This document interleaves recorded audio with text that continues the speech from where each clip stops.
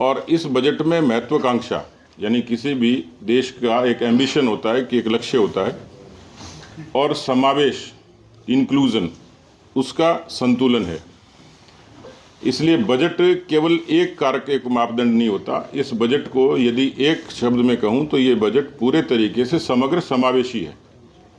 इसमें उन सारी चीज़ों का उल्लेख है, सामान्य बात से लेकर और देश में आज के युग की एक जो ग्लोबल कंपटीशन है आर्टिफिशियल इंटेलिजेंस, और उसके ज़रिए देश में रोजगार से लेके इंफ्रास्ट्रक्चर का डेवलपमेंट कैसे हो। जो पहले की सरकारें होती थी, इसलिए बजट के बारे में कहा जाता था, अक्सर हम सुनते थे कि बजट कैसा है, तो वो लोक लुभावन कहते थे, पॉपुलिस्टिक है, उसमें कुछ छूट होती थी, कुछ सब्सिडी होती थी। लेकिन ये बजट इसलिए महत्वपूर्ण है कि इस बजट में कोई सरकार की तरफ से दुविधा नहीं है, डिलेमा नहीं है।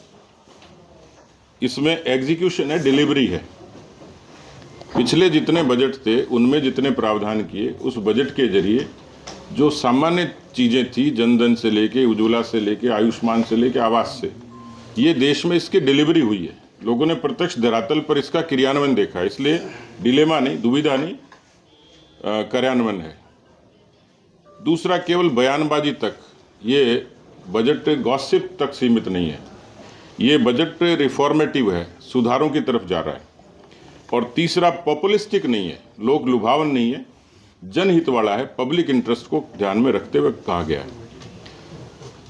इस बजट की जो 3 खास बातें जिस पर बजट अवलंबित है और जो सरकार की ड्यूटी थी, सरकार का जो कमिटमेंट था, उसमें था कि तेज सतत आर्थिक विकास, यानी उसमें गति हो, मोमेंटम हो। वो पहला कमिटमेंट है कि आर्थिक प्रगति देश की निरंतर बनी रहे, और उसी के कारण ये हुआ कि चौथी से हम 5वीं से लेके चौथी इकोनॉमी अभी ये हालिया 12 वर्षों में हम लोग बने। दूसरा, लोगों की क्षमताओं का विस्तार, जो दूसरा कमिटमेंट है सरकार का, मोदी सरकार का, क्षमताओं का विस्तार, यानी हमारे यहाँ संभावनाएं अनंत हैं। उस आधार पर उस देश की खेती, नौजवान, स्किल, विकास, ये सारे जो कारक हैं उसके जरिए उन संभावनाओं को देखना, उनका विस्तार। तीसरा है समावेशी विकास, क्योंकि कोई तबका छूटे नहीं जिसको विकास की जरूरत हो। हालांकि इस बजट में महिला, युवा, किसान और आम आदमी जिसको सहूलियतें मिले उसका सबका एक समावेश है। इसलिए कोई तबका ऐसा बचा नहीं कि जो ये दावा करे कि मुझे इसमें कुछ मिला नहीं। मिलने को हम लोग किसी छूट को या किसी तरीके के योजनाओं के माध्यम से उसको पैसा देने तक मानते हैं। लेकिन पिछले कुछ वर्षों में जो एक परिपाटी थी, परंपरा थी, उसके इतर इसमें कुछ चीज़ों का उल्लेख है जिसमें समग्रता दिखती है। जो विशेष बात थी इसमें आर्थिक अनुशासन। पिछली बार निर्मला सीतारमण जी ने कमिटमेंट किया था कि जो राजकोषीय घाटा है, क्योंकि हम 3 चीज़ें सीधे तौर पर समझते हैं कि सरकार की आय होती है, आय के अलग अलग सोर्सेज होते हैं, टैक्सेज हैं, कुछ गवर्नमेंट डिपार्टमेंट के रिसोर्सेज हैं। दूसरा फिर खर्चा होता है, खर्चा पेंशन से लेके तनख्वाह तक भी होता है, और खर्चा इंफ्रास्ट्रक्चर के डेवलपमेंट में होता है। तीसरा कारक है सेविंग होती है, घाटा होता है। अब घाटे का नियंत्रण ये आर्थिक अनुशासन का हिस्सा, तो इसमें 4.5 ये कमिटमेंट था कि इससे नीचे लाएंगे, तो 4.4 राजकोषीय घाटा यहाँ तक पहुँचा। अब आने वाले समय का लक्ष्य है कि 4.3 तक हम इसको लेके जाएंगे। जो पूंजीगत व्यय है उसके जरिए देश में सड़क से लेके, रेल से लेके, इंफ्रास्ट्रक्चर से लेके, रोजगार से लेकर तमाम बातों का इसमें उल्लेख है। बड़ी बात यह है कि इसमें मैन्युफैक्चरिंग, इसको फोकस किया गया है। उसमें बायोफार्मा के जरिए रोजगार का सृजन, इसका एक विशेष, और भारत आने वाले समय में बायोफार्मा का हब बनेगा, ये सरकार की मंशा है, इस बजट में इसका उल्लेख है।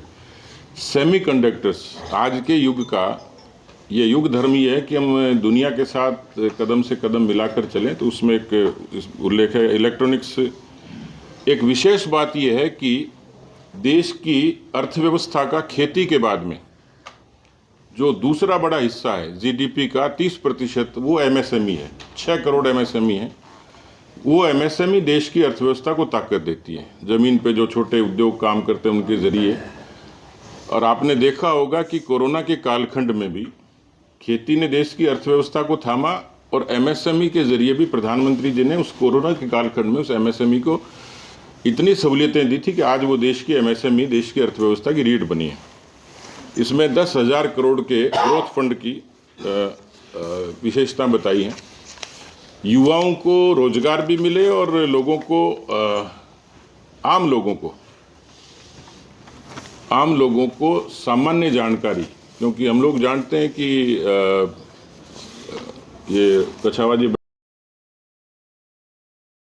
पर चार्टर्ड अकाउंटेंट्स, कंपनी सेक्रेटरीज, इसको बड़ी बड़ी कंपनियां एंगेज भी करती हैं और सलाह मशवरा भी करते हैं। लेकिन सामान्य व्यक्ति फाइनेंस के बारे में, इकोनॉमिक्स के बारे में, ज़रूरतों के बारे में, इसलिए कॉरपोरेट मित्र, इसके जरिए बड़ी संख्या में ऐसे कॉरपोरेट मित्रों को बनाने को प्रोत्साहन, लोगों को आर्थिक पक्ष की जानकारी रहे और वो सामान्य कामकाज उसका करें। इसमें हम लोग स्किल्स और सर्विसेज और एजुकेशन, विश्व का आने वाले समय में 10% हिस्सा हमारा हो, क्योंकि 140 करोड़ के देश की सबसे बड़ी ताकत है उसका मानव संसाधन। देश की और दुनिया की सबसे बड़ी युवा आबादी भारत में है। भारत की युवाओं की बौद्धिक संपदा का जो प्रत्यक्ष उदाहरण है कि नासा से लेकर अमेरिका के आईटी सेक्टर में के बड़ी संख्या में वैज्ञानिक आज भी काम करते हैं। भारत की टैलेंट के बारे में एक एग्जाम्पल आपको दिया, तो इसके बूते पर हम कह सकते हैं कि रोजगार सृजन भी होगा और दुनिया में हम लोग 10% हिस्सा उसका बनेंगे। 1.5 लाख करोड़ का जो मेडिकल हेल्थ केयर, इसमें रोजगार की दृष्टि से नौजवानों को एक बार फिर केयर करने वाले ऐसे नौजवान हैं, उनकी एक बड़ी संख्या नीचे ज़मीनी तौर पर लोगों की सहूलियत के केयर करे। ऐसे नौजवानों को भी अच्छे स्किल के धीरे धीरे शब्द चर्चा में आता है मेडिकल टूरिज्म। भारत वैश्विक स्तर पर मेडिकल टूरिज्म का हब बन सकता है। उस हेल्थ केयर में प्रावधान किए हैं के लिए खास तौर पर, और वित्त मंत्री जी ने उसको विशेष फोकस किया। AVGC, animation, visual effects,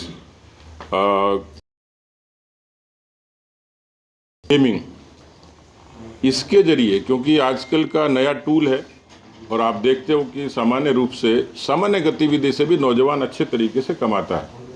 Bharat में इसके